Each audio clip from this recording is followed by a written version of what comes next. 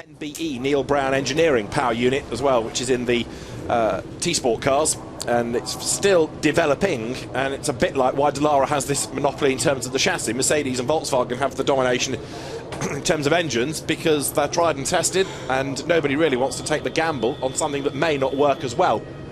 Dallara has been the dominant car, Formula 3 globally, since 1993, and it was successful in Italy and France even prior to that. But by mid-season 1993 in the British Championship, all the Rolls and Reynard teams switched to this very, very promising Dallara that had just come into the country.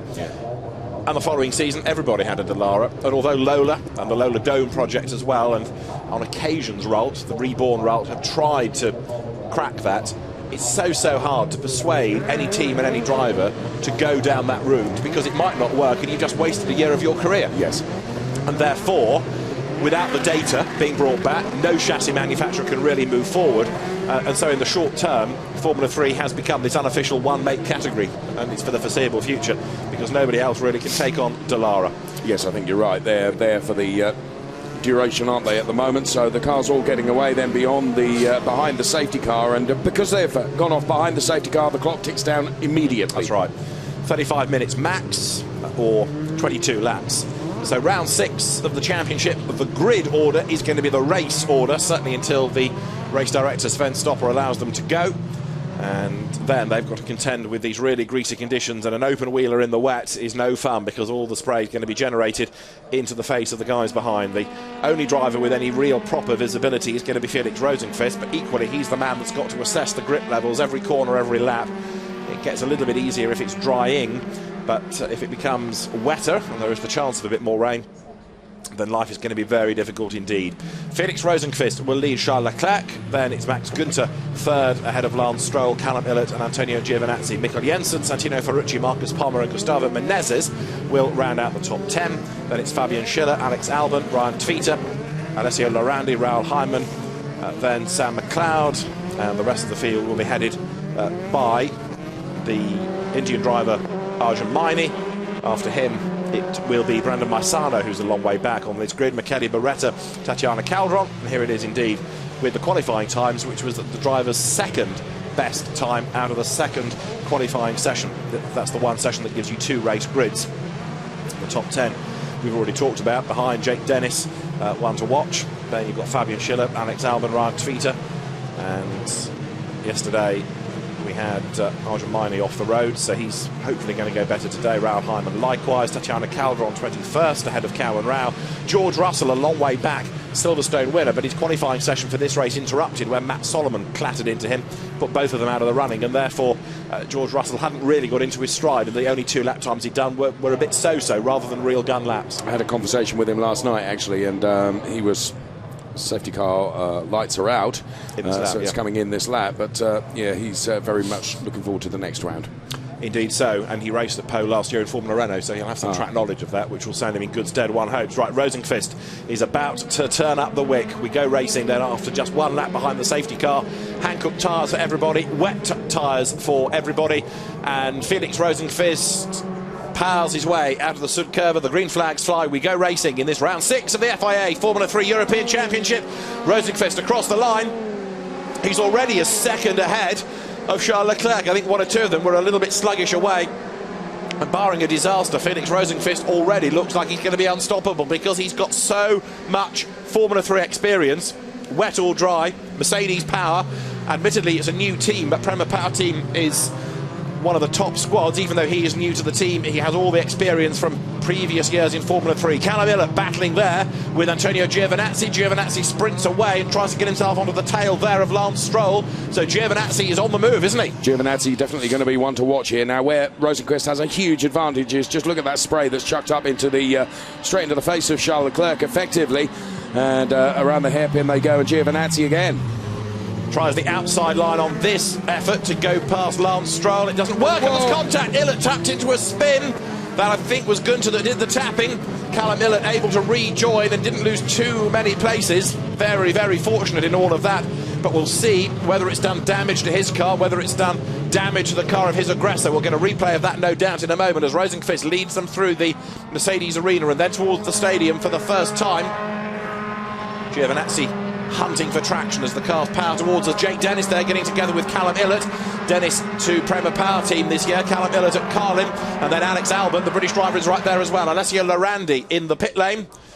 He's had a pretty miserable weekend, I'm afraid, with damage, with dramas, and it doesn't look as though he's going to get going in this race. Now, there's the contact against Callum Illett, and I think it was Max Günther who'd been a bit sluggish off the line that did the move up the inside. No, it wasn't Max Günther, apologies, it was Mikkel Jensen in the second of the Mucker Motorsport cars. So Günther is third, Leclerc is second, Rosenqvist is the leader, and as they come across the timing line, the gap is 1.3 seconds. But look at the daylight, second to third, Leclerc to Günther, that's a monster gap. And then Günther also is a long way clear of Giovinazzi. Yes, Giovinazzi now got some real work to do from P4, hasn't he? As the rest of the cars come through here, the spray continuing to be thrown up as, I think it has stopped raining now. Just making a move into turn 2. I note from the comms position was Pietro Fittipaldi. And Jake Dennis runs wide. Alex Albon tries to get up the inside of him as they work their way around turn 2, but Jake Dennis covers the line. Callum Illett dropping back a little bit, isn't he? I know he's had that contact and therefore the half spin, but the fact that he's losing a few more places does suggest that there's been a bit of damage to the car. Menezes under attack now from Ryan Tveter. The two Jagonia I Am Carlin teammates on the inside line for the hairpin is going to be Gustavo Menezes, but Ryan Tveter up from Formula Renault has got his nose in front. He's on the outside line. Have a look ahead. Albon's up the inside of Illett, and Tveter goes ahead of Menezes. Change and change and change all the way up the order. Illett fights back against Albon and goes through. The hairpin, a key overtaking place on this lap, and particularly when there's varying degrees of traction, it's ever more important. But the leading three getting away from the opposition now. Down towards the stadium will come the race leaders from the Mercedes arena. The right-hander of the Mobile 1 curve is next. That brings them into the stadium. There's the Sachs curve, the Sud curve, and then up towards the end of the lap. Callum Illett then back ahead of Alex Albon. There you've got Gustavo Menezes back ahead of Ryan Tveter. And behind Tveter is Raoul Hyman up from the BRDC F4 Championship, in which he was very competitive last year. One of the features of this championship has always been that you have drivers with a pretty strong pedigree from other junior categories all squaring up against each other. Reputations can be made, they can be broken in this class. Absolutely.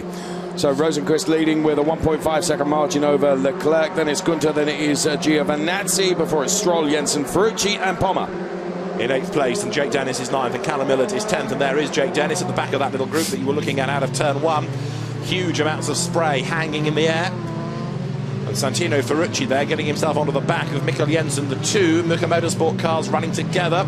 Lance Stroll, the Canadian, is just up the road ahead in the Premier Power Team tricolor colours. You'll see him there going over the safety car line, and Lance Stroll, part of the Ferrari Young Driver programme, and being compared in many respects to Gilles Villeneuve, of course, the famous Canadian that drove for Ferrari in the late 70s, early 80s before his tragic death in 1982. Now, out of the hairpin comes the leading gaggle. Jake Dennis there, look, closing onto the back of Marcus Pommer, who goes wide.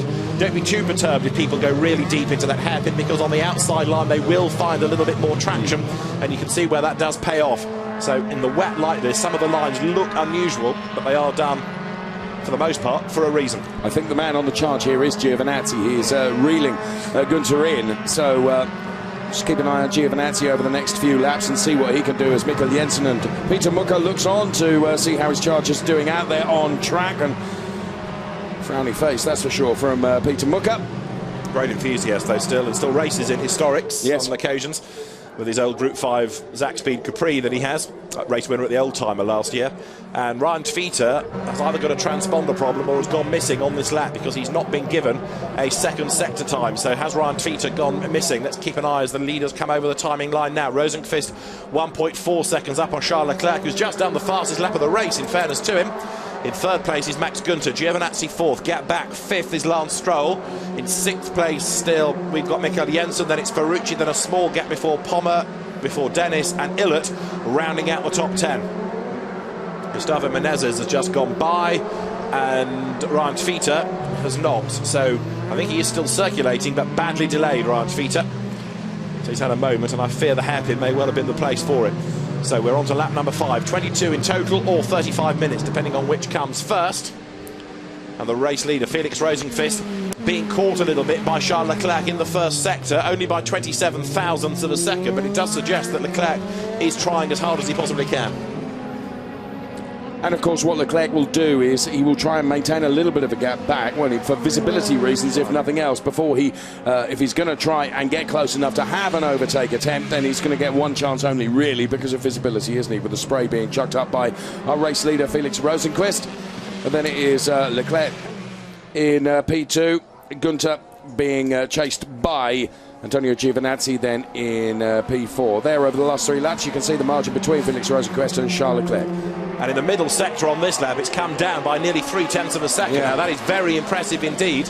Goes back to, in part, the fact that Rosenqvist is the first driver to have to come across the grip levels every time, whereas Leclerc can kind of judge his pace against that of the leader, maybe. And they do change lap after lap, don't they? Absolutely. In theory, they should be for the better. Yes. But equally, it's down to Felix Rosenqvist to find where the grip levels are. And you can see there's a dry line just peeking through as up towards the line comes Felix Rosenqvist then. He's chased by Charles Leclerc, who's done another best lap of the race and in fact takes the best part of half a second out of him. Absolutely. He is on a charge, isn't he, Charles Leclerc? Right. The fastest lap comes from him now, as you saw up on screen. And I think this fight is going to be on in a few moments, isn't it, between race-leading Felix Rosenqvist and Charles Leclerc in P2. Then it's Gunter Giovinazzi, Stroll, Jensen. And into the Parabolica they go now. There is our race-leading Felix Rosenqvist then. Tell you one thing, Dave, the weather conditions haven't half stretched out the field, because as you're looking at the race leaders here, heading up towards the hairpin, we've still got cars coming into the stadium just about, and the top two close the gap. But again, look at the margin they've pulled here over Max Gunter. Really is mighty impressive given these weather conditions. Now they're almost hidden, Charles Leclerc behind Rosenqvist. In the first sector, again, Leclerc fractionally faster, but you know what's going to happen. The closer he gets, the more he'll run in dirty air. But there Rosenqvist slides into the Mercedes arena. Hit the wet, understeered out wide, and the car's really moving around a lot now. Sergio Santacamara gets back into the race in the Moto Park de la Volkswagen after a spin. That, I think, was at turn 1. So there are 2 problems facing Leclerc. One is the aero, as he gets closer to the car ahead. The other is spray. But also, Felix Rosenqvist has got the pressure of knowing that Charles Leclerc is very quick and right on him now. So, you know, we're looking out for just slight errors from Felix Rosenqvist. Again, going back to the point that you make every single lap, he's testing the grip levels at every single corner. And if he does make a mistake and comes across a really loose section, that plays into the hands of Charles Leclerc a little bit. So here they come up towards the timing line. The gap was 0.9 of a second last time through. It's down to 0.6 of a second now. And Charles Leclerc is as close as he has ever been. And just look at the gap. These two are really pushing. Mighty, isn't it? Absolutely mighty. Those two at the front really doing a great job out there. And Felix Rosenqvist is going to have one eye on defence, isn't he? As Charles Leclerc tries to get on terms with him. Just at 0.6 the margin between the two. Further back down the order then at Albon. He's trying to keep Gustavo Menezes at bay. Alex Albon coming into the championship new this year. His dad used to race in the British Touring Car Championship, Nigel, going back to the days of Renault 19s. He drove for Harlow Motorsport. Alex Albon then keeping Gustavo Menezes at bay. Gustavo knows about a Formula 3 car after a year in the German Championship, a year in the European Championship as well. There are the 2 race leaders. Felix Rosenqvist. Just looking at his front wing, does it strike you as running lower to the ground than the front wing on Leclerc's car? And is that affecting life, or is it just my eyes, which have had a long weekend? Certainly the gap is coming down, isn't it? Even further. Still in some sections of the track, there's really a lot of standing water, isn't there? And no, I'm not sure. Could just be a tweak on the setup if it is a gnat's lower, but either way, Rosenqvist, I reckon, has pulled the gap out again going in towards the stadium on that lap. Let's catch up on other dramas, because earlier on, 35, which is Kang Ling, got it all wrong coming through the stadium. And as the road drops away and the grass verge drops away, it's hard to get back onto the track. I don't think he was on his own in that. It looked initially as though there was another car that had been embroiled. And Ling, having got back onto the circuit, then had a drama going into turn 1 and ran out wide there as well. It doesn't look as though the car is damaged. Clatters his way back onto the circuit. Right ahead of Jung Lee. Yes. So Ling continues. The lead gap is half a second. You're looking at the rest of the field pouring through. In the background, Jake Dennis in the red, white and blue for Racing Steps Foundation. There is Alex Albon still keeping number 4 at bay, which is Gustavo Menezes. I think Menezes looks a bit closer now. Go along with that, yes. And he's also got a tighter line into turn 1, powering up now towards the north curve. Menezes currently is lapping a better pace. Not everybody, but the midfield really starting to do personal best lap times. But he's a bit stuck, isn't he, at the moment? Gustavo Menezes, the American driver based in the UK, and although he's close to the back there of Alex Albon, what he hasn't been able to do is get close enough to make a move. And if he can't get close enough, then he's just going to remain there unless he can force a mistake out of the Brit ahead of him. In the meantime, at the head of the pack, there's Felix Rosenqvist. There is Charles Leclerc then as they continue their battle. Felix Rosenqvist leads at the moment. Last time around the gap was half a second. And Felix Rosenqvist at the moment appears to have everything under control, doesn't he? Certainly looks to be the case, but you just get the impression that Charles Leclerc is not going to give up on this, that's for sure. He wants that P1 position. The Monegasque driver in second spot, so close, isn't he, to the Swede? The flick of correction needed there as he came through the sacked curve onto lap 8 now of a possible 22. We've got just over 19 minutes to go, and a flying lap at the moment is a 1 minute 50. So it's going to be to time more than laps, I suspect, as they come over the line now. But Rosenqvist there looking for a wetter part of the road, interestingly. The gap has gone up to 0.7 of a second. That time around, Rosenqvist did respond. Now, what's going on behind, a long way behind, is that still third is Max Günther, who has just done a personal best lap. He's actually lapping quicker than these two now, but he's got to make up 8.5 seconds, and that ain't going to happen, I don't think, unless we get a safety car. As through towards the Parabolica now goes the race leader. And Rosenqvist has just done the best of anybody in the first sector. So is he now just starting to turn up the wick a little bit? Say, OK, right, we've had our playtime. Now I think it's time I got on with this. And he's starting to edge away. Rosenqvist now certainly looking more confident. There is a mechanical warning meatball flag, I think, going to Nicholas Pola, the double R car. He's going to get the black and orange flag for a mechanical issue this time around. And the road is certainly drying, because now, peppered across the timing screen, are greens for personal best sectors and the occasional purple for an absolute best. And as Rosenqvist powers his way through the Mercedes arena, if the road is drying out, then tyre management, tyre preservation is going to be key. And tyre preservation with wet weather tyres is, of course, keeping them cool, isn't it? And just wherever you can, running through water to do so.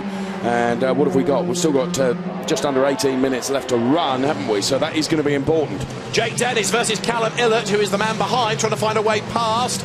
The Prema Power Team driver is Jake Dennis. For Red Bull, for Carlin, it's Callum Illett. It's Mercedes versus Volkswagen as well, as they thread their way up now towards the approach to the stadium. Illett's chance to go through didn't really happen. Jake Dennis was able to defend. Behind is Alex Albon in the Signature run car. Signature back into the championship this year, and Illett a little bit sideways then as he runs wide, gets onto that slippery curb. Early on in the weekend, we were noticing that the Volkswagen cars seemed to be good through the twisty bits, like the stadium. The Mercedes engine cars seemed to have the grunt in a straight line on the power part of the circuit. They were looking better, and there, look, Menezes coming back at Albon right under the rear wing, but then slithers his way through the Sud curve. Is he close enough to make a move coming up towards the line? Don't think he is, no, because as they come past the pits down towards turn 1, Menezes will be 3 lengths back potentially there, gets into the braking zone, but you can see how much drier the road is now there. The dry line, there's only one of it, yes, meaning that to overtake you've still got to go to the wet parts, but the road is certainly getting drier. And what we are seeing is on different parts of the circuit where it has dried out more quickly. Is that diving up the inside there, trying to have a go, Gustavo Menezes, but that wasn't ever going to work, was it? When you come off that line, you're going into a much more slippery surface, aren't you? And therefore, it's hard to get the traction down, the power down out of the corner. So Menezes gave it a good shot. He was level, but then just didn't have the traction, didn't have the drive out of the corner. And what else is going on lower down the order? We've got Lance Stroll having to defend now from Mikael Jensen for his 5th place. What's going on between Günther and Giovinazzi? 2.3 seconds. Giovinazzi has been on the podium in every race thus far. He had to work really hard for it yesterday, but at the moment he is in 4th spot as Nabil Jeffrey there, the Malaysian driver, loops it, coming out of turn 1. Does he hit anything? No, hooks first gear and gets back into the race. Nabil Jeffrey, another driver stepping up from the German Championship, as indeed is Moto Park as a team. And that just proves the point. If you go out onto those painted curbs where the adhesion level is even lower, can catch you out.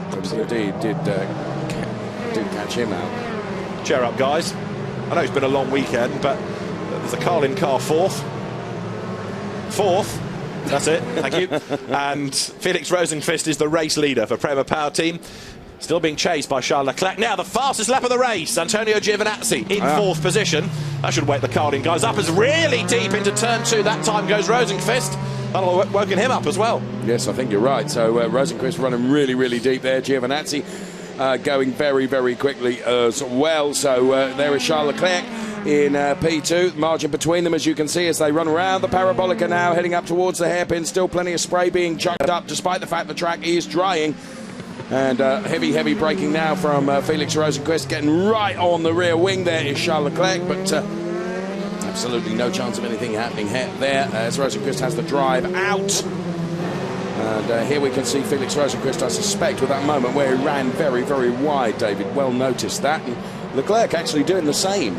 Yeah, I think that was out of turn 1, wasn't it? Where they're both fighting for traction and running wide, but it was certainly up at turn 2, as you say, that Rosenqvist just carried a bit too much speed into the corner, perhaps thinking there was more grip than there really was, and running deep and running wide, and therefore the gap has come down. Incidentally, Giovinazzi is the fastest man on the circuit now. He's lapping in the 149s, quicker than anybody else out there. Rosenqvist, of course, would have lost a bit of ground because of his little moment onto the runoff area. Charles Leclerc has bought back into it, though. In the first sector he was quicker, in the second sector he was quicker, and therefore Rosenqvist is going to have to start defending once more. These two long gone as far as third place Maximilian Günther is concerned. Günther needs to be cautious because Giovinazzi has just taken another 10th out of him in the second sector and took 2/10 out in the first, so third and fourth it's coming down. Over the line goes the race leader Felix Rosenqvist, the gap half a second, and Leclerc close once again, but it still looks to me as though the only way he's going to do this is to force a mistake out of the Swede. Which we have seen in the past. Yeah. So if he maintains that pressure and keeps that pressure up on Felix Rosenqvist, who knows?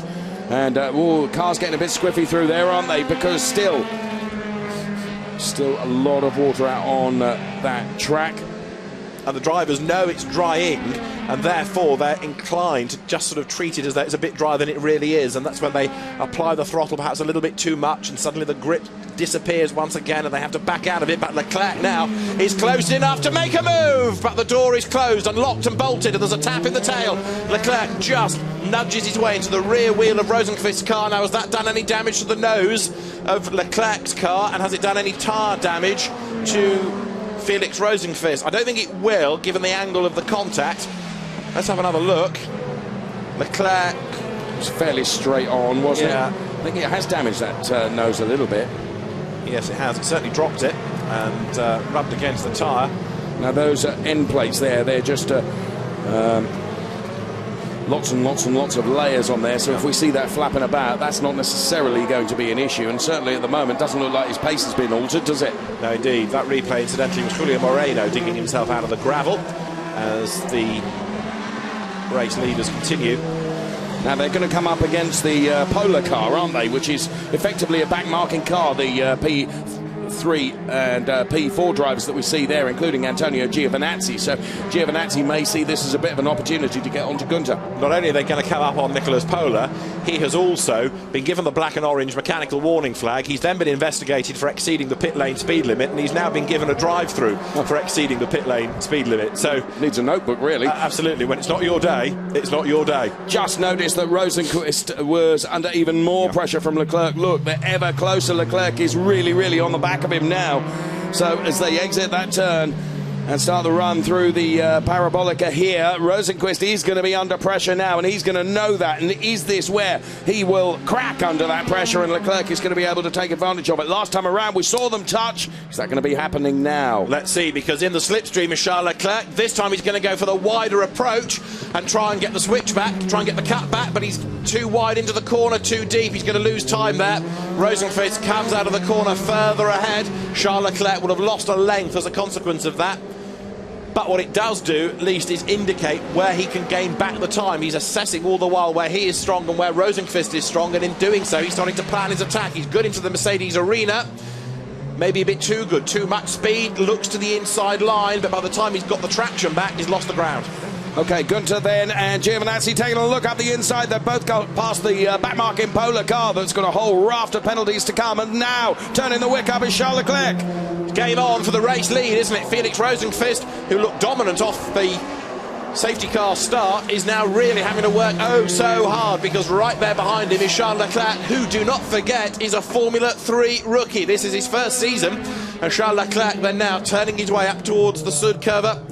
He's not going to be able to find a way through there. What he needs now is a good, quick, safe, error-free run through the next couple of corners so that he can challenge again on the way towards the hairpin.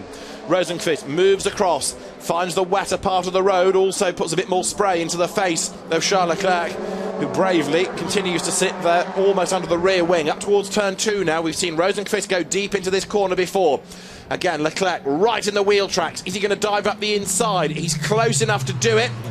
They both run a little bit wide away from that dry line. And what's going on behind? Still for third is Gunter, still fourth is Giovinazzi, but the two race leaders then run together as they work their way up towards the Parabolica.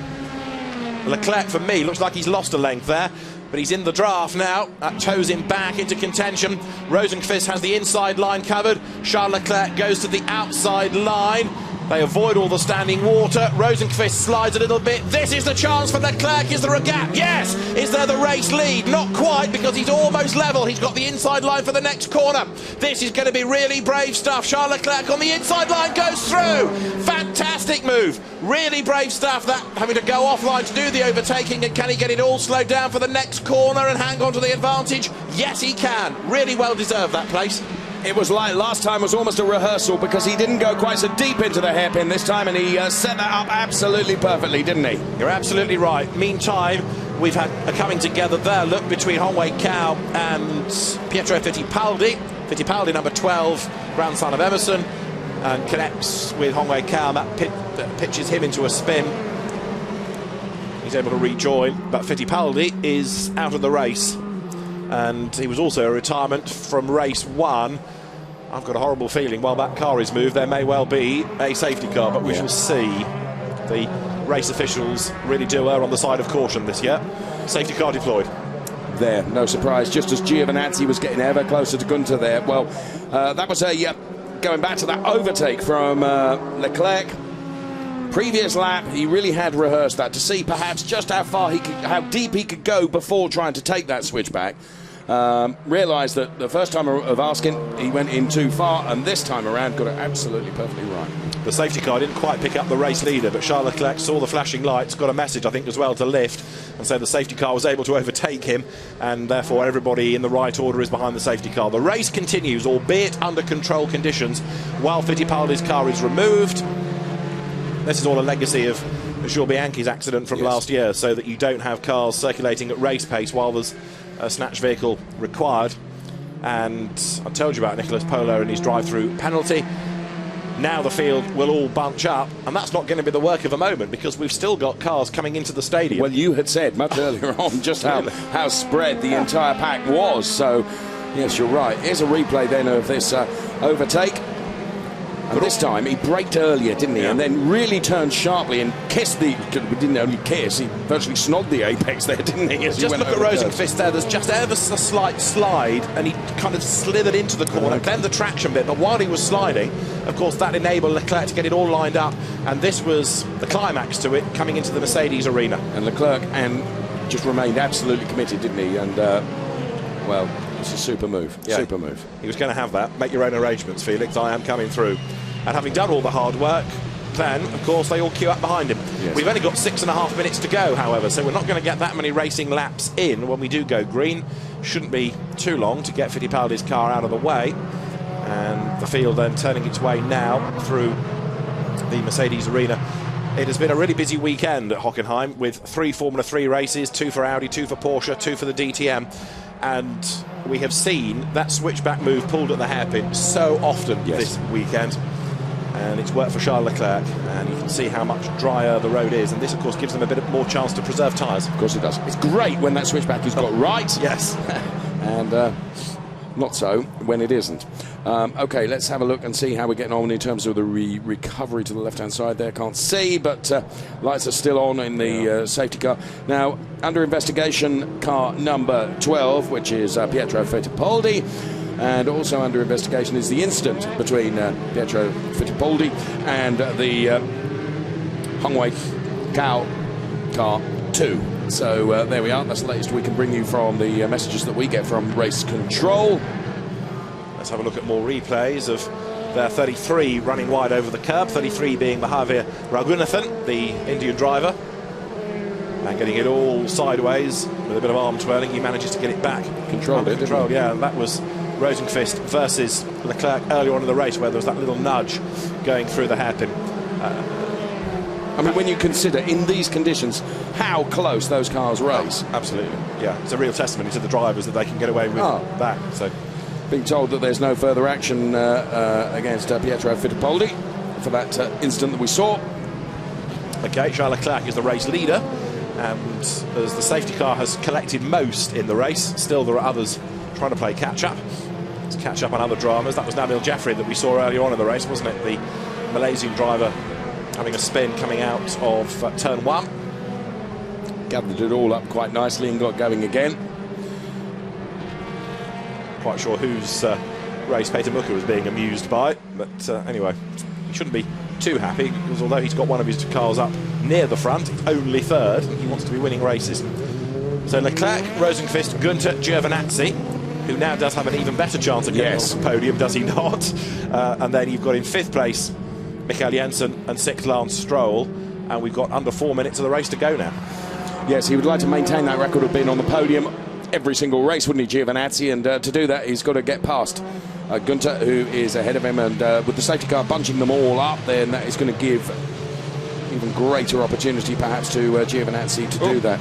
Although he's on his toes already. He's going to go for it then, wasn't he? That would have been a mistake.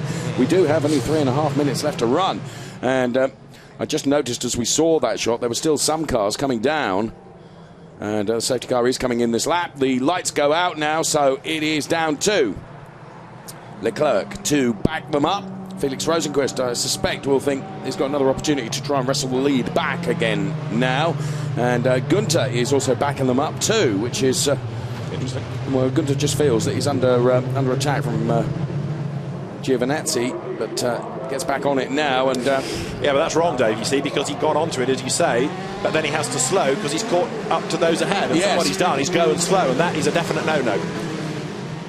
So now it's up to Charles Leclerc to control this restart, and Giovinazzi is glued to the back of Gunter's car. The green flags wave, and we're going to go racing with about, what, 2:35 on the clock, give or take, as they come up towards the line. So it will be 2 more laps, this and 1 more. And Charles Leclerc, look, has pulled the gap already. He's away like a stabbed rat, you would say. He is indeed, like a robber's dog, he's away there. And the real fight now is going to be on for 3rd place. Max Gunter versus Antonio Giovinazzi. Those two running close together. But Rosenqvist can offer no opposition now to Leclerc. Really curious, this, the way that his race kind of ebbed away from the early pace. Yes, all of them just searching for some of the wetter parts of the track. Max Gunter, black and white flag, infringement of safety car regulations. You spotted it long before we did. So you don't slow and go. That's part of what it was, and also lagging back from the cars ahead. When you're in the pack, you're meant to stay with the pack. So it's only a driving standards flag. There's no further action on that. As Leclerc goes deep into the hairpin, but he'll find some traction there. Have a look there, because up the inside goes Santino Ferrucci against Lance Stroll, and almost drives him off the road there. Ferrucci wanted the line, and the fact that Lance Stroll was on it didn't really matter. Stroll off, never mind Stroll on. He's back on now, but that's going to take a bit of looking at, I would have thought, by the officials. Stroll got back on ahead of Pommer, but that was uncompromising, to say the least, by Ferrucci. Illert on Albon, Dennis up the inside of Schiller. It could all end in tears, couldn't it? Yes. There's a line, you know, about safety cars breeding safety cars. Yes. Yes, well, here we go. So, to the inside there, having a look to try and gain track position, Marcus Pommer getting out of the draft of Lance Stroll, who will have lost out. Number 5, Santino Ferrucci, is under investigation. And there, way out, is Tatiana Calderon. Oh, and one of the Fortec cars, I think. That's Matt Rao, isn't it? Back onto the circuit, whoops, and therefore as he joins, puts 32 Jikong Lee, Peter Lee onto the grass. And they're going to bang wheels, and Peter Lee gets forced off the road again. You can tell it's the last race of the weekend. It's all getting a bit dim-ob happy, isn't it? Yes, it is rather, and whilst all that is... Gunter, spin from third. Giovinazzi, sorry to interrupt you, but Giovinazzi has done it. The podium record is going to be continued. And Maximilian Gunter spun coming out of turn one, just caught a glimpse of the top of the shot. Oh, well spotted, well spotted. I was going to go on to say that Leclerc is building up such a gap over Rosenqvist, 2.5 seconds. And there you can see Alex Albon going wide up towards turn two. Hangs on to his place, but he's having to work really hard for this. So, the effect of bunching them all up under the safety car means there's been quite a lot of shuffling down the order, and Charles Leclerc has got half a lap to go before a second win of the season. And there it is, look, Gunter just hung the back out over the curb and eventually lost traction. Round he went, so Giovinazzi up to third, up into fourth, Mikkel Jensen. For my money, this has been a very impressive drive by Charles Leclerc, although there he runs a little bit deep, but he's on target for win number 2 of the year. And for a dangerous driving, Matt Rao gets a drive-through penalty, which will be translated into a time penalty at the end of the race because there won't be time to take it on this, the last lap. And so too Zilong Lee. Okay, and they were the two, weren't they, that got themselves together. Well, they'll end up with a time penalty put onto the race time and drop down the order. So through the stadium for the last time, Charles Leclerc, who came into this race second in the championship behind Antonio Giovinazzi, and this haul of points is going to be very good news for him indeed. It's good for Van Amersfoort, and Charles Leclerc, new to the championship this year, is going to come through to score victory. Charles Leclerc will win round 6 of the FIA Formula 3 European Championship. The Monegasque driver wins from Felix Rosenqvist, who comes through for second. Antonio Giovinazzi bags third, and the podium record is continued. Fourth, Mikkel Jensen. Fifth, Santino Ferrucci. Sixth, Maximilian Gunter. And then behind it, Stroll, 7th, Pommer, 8th. Dennis, 9th, Albon 10th. They're the point scorers ahead of Callum Illett, Gustavo Menezes, Dorian Boccolacci, and the rest pour through, with Arjun Maini coming through next, the Indian driver in 14th place ahead of Sam McLeod, the Brit, 15th. So for Charles Leclerc, it is a race win, 2.9 seconds to the good. He was at the very end of the race, and very well deserved it was, that victory, because he had to work hard to fight his way through into the lead. And having done so, he was then able to control that restart and get away from Felix Rosenqvist, who certainly early on was looking very good indeed. And here is contact between Gunter and Ferrucci, and that's on the last lap coming into the stadium. We'd already seen Gunter spin, but then he and Ferrucci got together, so Ferrucci coming through to take the place. Is there anything on the screen about that? Ferrucci's under investigation anyway for an earlier move against Lance Stroll, but it might be that that ends up being looked into as well. So the weather conditions helping to make for a very spectacular race. Charles Leclerc, the overall race winner, and he will also be the winning rookie from Mikkel Jensen.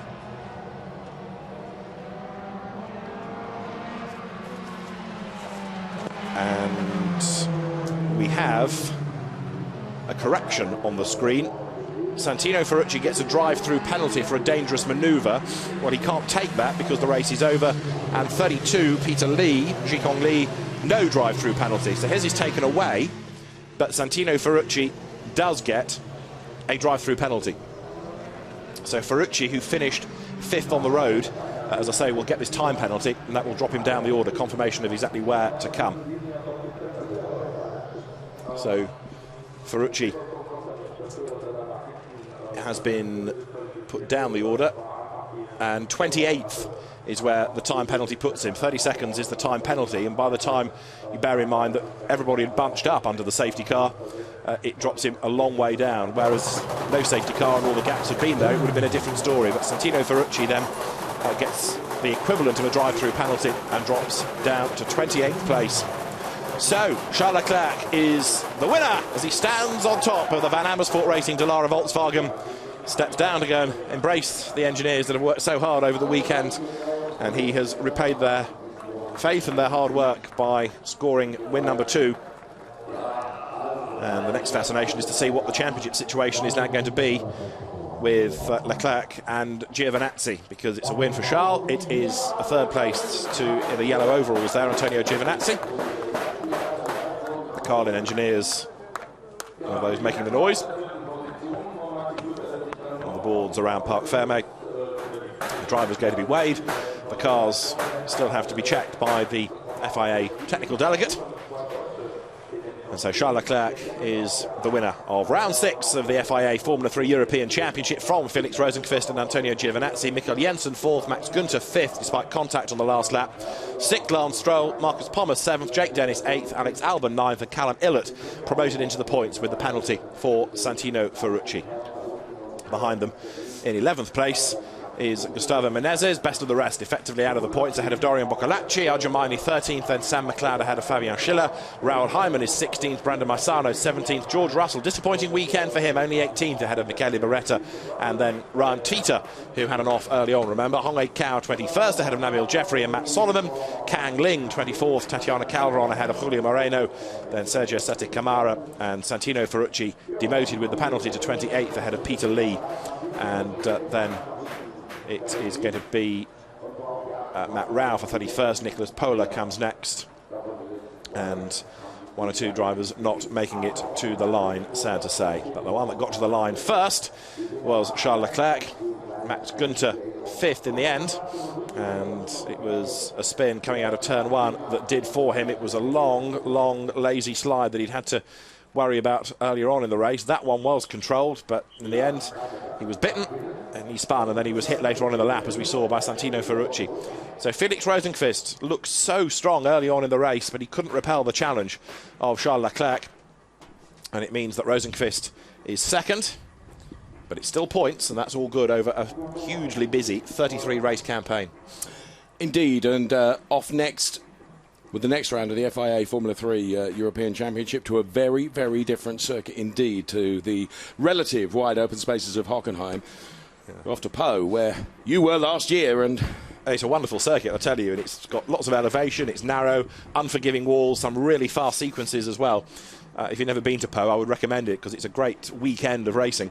But it's, as Dave Richardson rightly says, a complete contrast from a modern-day Formula 1 circuit with all the runoff area. You make the hint of a mistake at Po and you're in the wall, and it's going to be interesting to see who comes out on top there. 3 races to look forward to, and there has in the last 24 hours been a calendar change as well, because Formula 3 won't be going to Moscow as was the original plan at the end of August. Instead it will go to the Algarve a week later and go and race in Portimao.